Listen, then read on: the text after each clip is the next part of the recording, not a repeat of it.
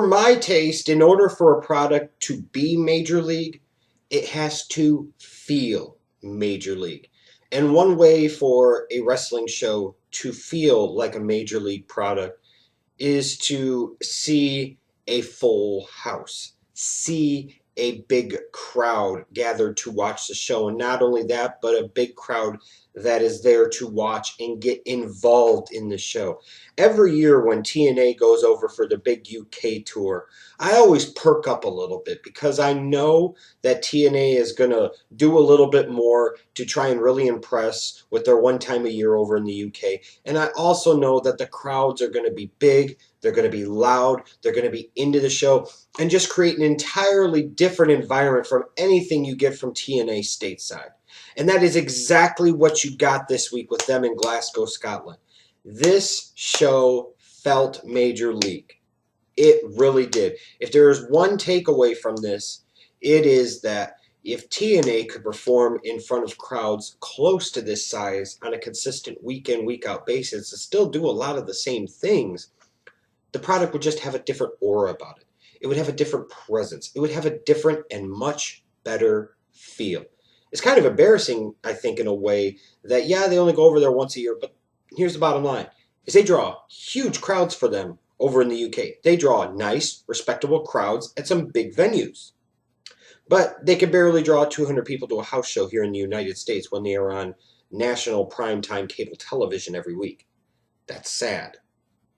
But what wasn't sad was Impact this week. Because like I said, it just felt like a major league product. And the show felt major league right from the beginning. I was curious what type of reaction Magnus was going to get as Dixie's paper champion, the heel world champion. This crowd was hot for this segment. They were giving Magnus and Spud and EC3 the fucking business. This was outstanding stuff. This is the type of stuff I wish I could get on a more consistent basis from Impact. I really do. You know, Magnus and Rockstar Spud poon in the crowd saying, well, we are in Scotland after all. You know, that inside British humor was phenomenal. I didn't like how they were teasing Magnus and EC3 already looking like they're going to go at it. I'm like, no. Don't even try and tease that. This is not the time. This is nowhere near the place, so just don't go there. This segment obviously was setting up to the main event of the night, and you have Angle and Joe, and they lay down the gauntlet. They're going to face the a two-man team versus them in the main event, and if they win, if they beat Magnus and they beat EC3, whoever wins, it gets a future title shot. Good stuff. A really good, strong opening to Impact. And Joe was really good here. And, you know, the UK crowd really got behind Joe, and I really like to see that. There was a Knockouts tag match that featured a reunion of two members of the Beautiful People in Velvet Sky and Madison Rain. Hip hip cheerio and all that bad shit. This match was quick. Blink and you missed it. The Knockouts division used to be one of those things that really helped TNA stand out, helped TNA really be unique, and was one of the true things they did that was leaps and bounds better than anything WWE did. And that's no longer the case. Shame on everybody involved with that company for allowing the Knockouts division to get into the shape that it has. That's the Bruce Pritchard effect and how he ruined that division, how Dixie Carter allowed that division to be ruined. The bottom line is I don't care how they do it. I don't care if everybody is good, if you got some great, some middle of the road, and then some not so good. We need some new knockouts. And numerous ones, period. One of the great feuds that TNA has going for it right now is James Storm and Gunner. And when they had this promo segment on this show, I wasn't really sure where they were going to go, but I was actually thinking and anticipating that either Storm was going to turn on Gunner or Gunner was going to turn on Storm. I was pleasantly surprised, though. They went in a different direction. James Storm kind of came to his senses and realized that, you know, if he was in Gunner's spot, he'd probably do the same thing. And Gunner had to do what was best for Gunner, and he can't begrudge the man for that because it's a selfish business. It's about me, myself, and I before everybody else. And this ended up playing out really well, I thought. You know, where you have James Storm and Gunner, They come to an agreement. Storm says, I got your back. Still leaving open the possibility at some point in time that Gunner could turn heel, that James Storm could turn heel, or neither one of them has to turn heel and you just kind of go away from the feud. They left open a lot of possibilities here, and I like that. And then you ultimately get this match between them and Bad Influence. And I know people like Fool Killer are sitting there and going on TNAasylum.com and saying, this is some bullshit. I cannot believe this company would take their most over heel tag team and Bad Influence and continue to job them out. This is rudimentary, fundamental abominations of justice and all types of pencil pushing, tree hugging, hippie crap bullshit. And I understand that. But I will say this. Bad Influence to me for the TNA audience has kind of crossed over to the point where they entertain people enough that they aren't even necessarily really full-fledged heels. They're not really full-fledged faces. They just kind of are Bad Influence. And I really don't know at this point if wins or losses really matter for Bad Influence in TNA. Maybe they are just there to provide some comic relief and some guaranteed entertainment value for all of us each and every single week. So while I understand that everybody has those keyboard figures of fire flaming away saying, oh, Schleg Daddy, you can stick it where the sun don't shine. Bad Influence should be the tag team champions, and then Chris Daniels should get a title shot after winning Bound for Glory 2014. Oh my God, it was a BFG series. He gets that title and it would be a glorious, awesome thing. Well, maybe it would be for you. But don't be so mad about Bad Influence. They're still finding a way on television. They're still finding a way to entertain us every week. Smack dab in the middle of the show, you get a segment featuring the American Wolves and Rockstar Spud. Because Dixie Carter wants Rockstar Spud to find out who the hell this big investor is. Who is this investor? And that was the storyline that played out through the entire night until the very end of the night. Now, I realize that a lot of people are sitting there on the interwebs right now and saying that, oh my God, yeah, let's bring in the American Wolves and not have them wrestle yet. The way to most easily get them over. That's the type of shit that TNA does. I get that. But I think you're wrong here. Think about it this way. They're bringing in the American Wolves in a big spot.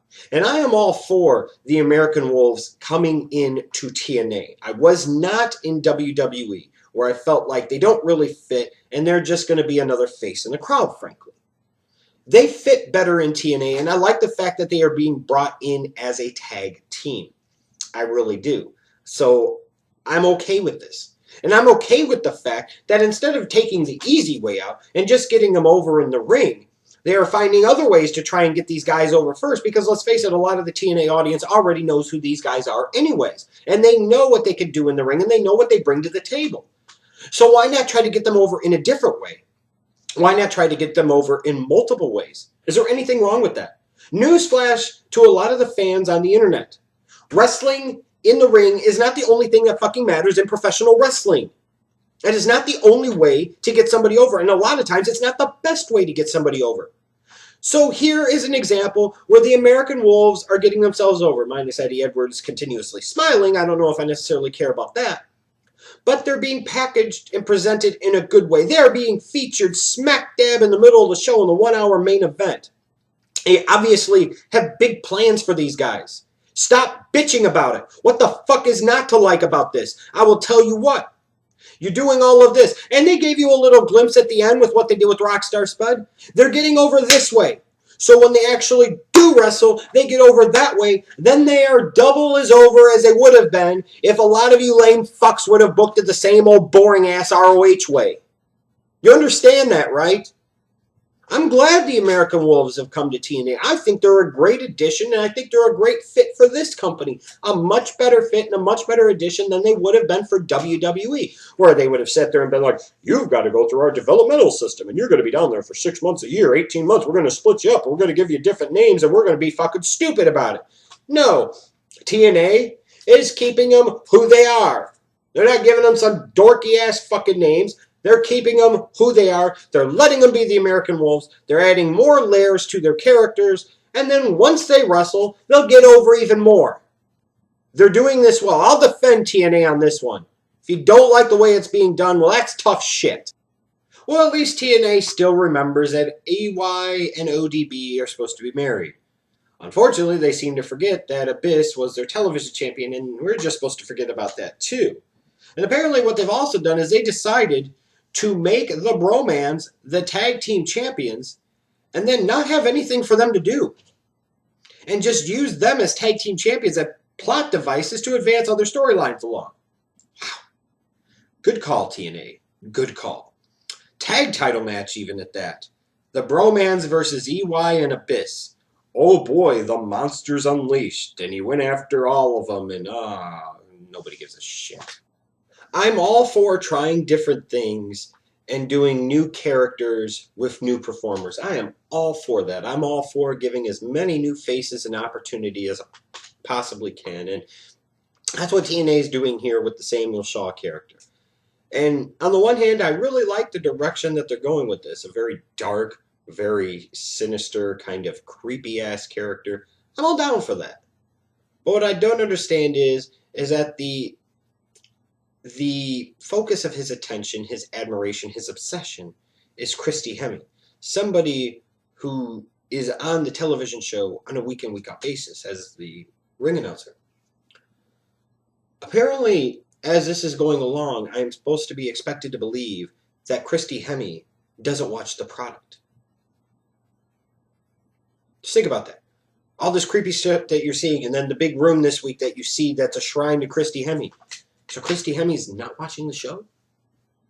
But you expect other people to? So the people involved in the show don't even think it's important enough to watch the damn show.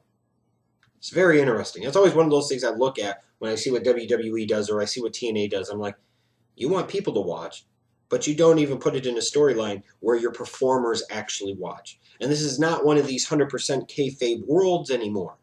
You know, you're not expecting us to totally suspend our disbelief. You're trying to base this in some form of reality where you kind of half-ass kayfabe. Sometimes you use it, sometimes you don't. Well, you tell us that these wrestlers and these performers are supposed to watch the product and that they do watch the product sometimes, but when it's convenient for you, you don't address these things and you just don't have them do it. I think that's sloppy writing, and that's being, quite frankly, very lazy. I am not a fan of matches involving coffins, as you might call them, casket matches, if they don't involve The Undertaker. It's just a fundamental rule of mine. What I'm really not a fan of is having yet another match between Bully Ray and Mr. Anderson involving a coffin, a casket match. Oh boy! That's what I really want to see. I'm tired of seeing these two guys feud. I don't care if a lot of people are like, oh, this was very well done, and it got a reaction, and these two guys know what they're doing. No, it's more of the same old shit. You know, as TNA in 2014 seems to be trying their best to do different things and feature new performers, you have got to get away from this Bully Ray, Mr. Anderson bullshit because it still ties back into, in my opinion, the fucking Aces and Eights crap, and everybody knows it. You need to move on from that garbage once and for all, which you primarily have done, but you still cling to it here. Oh, seriously. And no, Ken Anderson, I noticed about a week and a half, 2 weeks ago on Twitter, when somebody quipped to you that they were tired of TNA pushing the same old WWE people, and you said 5 of the last 6 champions in the company were TNA originals, and I corrected you not once but twice. I noticed you never responded. I will say this to anybody out there on Twitter. You know, everybody can have an opinion, but you're not allowed to have your own facts, if you will. And if I see somebody that says something that is blatantly wrong, I will call it out. And I'm very disappointed that once I call them out on it, because I'm right, and you could go on the Off the OTR Essentials Twitter page at Off the Rope Show, and you can see it for yourself. You go back and look. You could see that I called him out on it, inappropriately so, more than once, and he never bothered to respond back.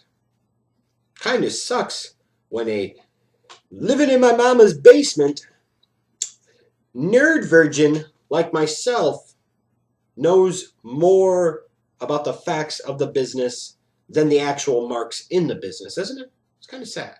Really is. Now, this is still, to me, another example of TNA still putting too much emphasis and too much focus on people where it shouldn't be anymore. You need to move away from Bully Ray. You do. Find something different for Mr. Anderson to do.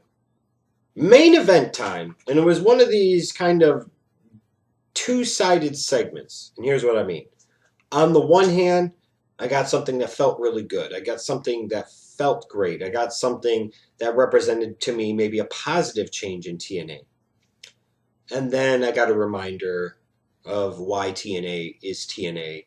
And over the past few years, I've said the stuff that I've said about them. Let me explain on both ends. First off, you've got Magnus and EC3 taking on Kurt Angle and Samoa Joe. The old TNA would have had Kurt Angle pin both of these sons of bitches, go over clean, and then make both of them tap out. And they'd be like, oh my God, he gets a title shot right now. And then Kurt Angle would have won the belt tonight. That's the type of shit that TNA used to do. But to me, it seems like TNA is starting to do a better job of rectifying previous wrongs. They're starting to focus on the James Storms again, and they're focusing on Gunner. They're focusing on EC3. They're focusing on Magnus. They're focusing on new performers. And in this case, they're rectifying a previous wrong after so many years of doing so many garbage, god-awful ass things with Samoa Joe. They're righting some of those wrongs. He wins this match. And not only does he win this match, he wins this match by making the champ submit. So now you have established that Samoa Joe is the #1 contender at this time. You have established that he is a badass. You have established that he belongs, excuse me, in a main event spot. You have established that he could beat your world champion and become a world champion, which is the type of stuff that you should be doing with a babyface, especially a babyface like Samoa Joe that you have crapped on for a number of years now. This is good. This is like it's throwing a frickin' burn to the TNA audience. And that's all fine and good. And all the while, as Joe's having this big moment and the crowd is rejoicing, I'm like, oh God, here comes fucking Dixie. Now, a good wrestling company to me would take this moment, take this opportunity to spotlight Joe and feature Joe and close out the show with Joe. And then immediately next week, follow up with Joe. Because he has a chance to win the TNA World title, which a lot of people are going to like. And this is a guy that's dealt with a lot of crap from ninjas and all this other hot garbage. Now you sit there, you've got this guy coming back into a featured spot. And instead TNA does what TNA always loves to do. They put the focus on everybody except who the focus should be put on. You're focusing on Dixie Carter. And Dixie Carter says, screw Joe. I want to know who this investor is. And I want to know who this investor is now. And then, of course, here comes the American Wolves. So instead of focusing on Samoa Joe, you're focusing on Dixie Carter. And then the American Wolves. And then the investor who is revealed to be MVP. That's right. A guy who in WWE was nothing more than a mid-carder. A guy in WWE who never held a world title now comes to TNA and reminds everybody just how small potatoes of an operation this really is, with a mid-carder being an investor in this company. Think about how ridiculous that sounds. If this was a company like an ROH, that's one thing. But this is supposed to be TNA, a company that has had major national cable television for several years. And here comes a WWE mid-carder who, by the way, hasn't been on WWE product in a few years now. And now he is supposed to be a big-time financial player. And he is an investor in TNA. And what does this lead to?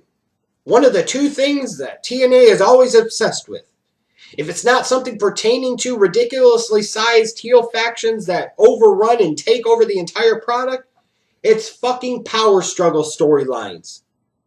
Look, I have no problem with TNA bringing in an MVP. I have no problem with MVP being brought into TNA. I like MVP. But I think this is a ridiculous use of them. The last thing we needed was yet another freaking power struggle storyline. And of course, TNA has decided to give us just that yet again. They have decided instead of focusing on Samoa Joe and making him the most important thing at the end of the show, they decided to make Dixie Carter consequently more important. And then as a result, focusing on a former WWE guy in his late 30s as being more important than Samoa Joe. The more shit changes with this company, you always realize the more shit exactly stays the same. At least the product felt big league this week. I got some good things, and I'll cling to that. And I hope they do some good things with MVP as the investor. But am I looking forward to another power struggle storyline in TNA? Fuck no.